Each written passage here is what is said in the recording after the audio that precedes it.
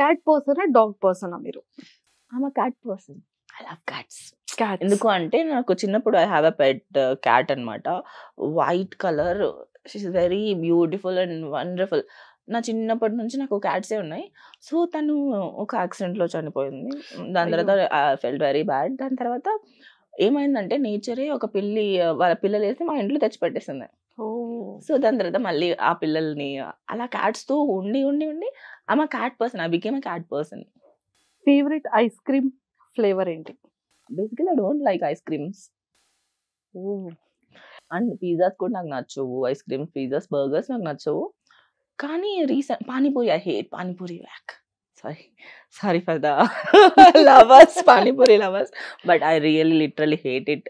Because చిన్నప్పుడు నేను తింటున్నప్పుడు హౌ దే ఆర్ మేకింగ్ అని లైవ్‌లో చూసాను నేను. And then I decided this stuff I don't want to eat in my entire life అని అనుకున్నా.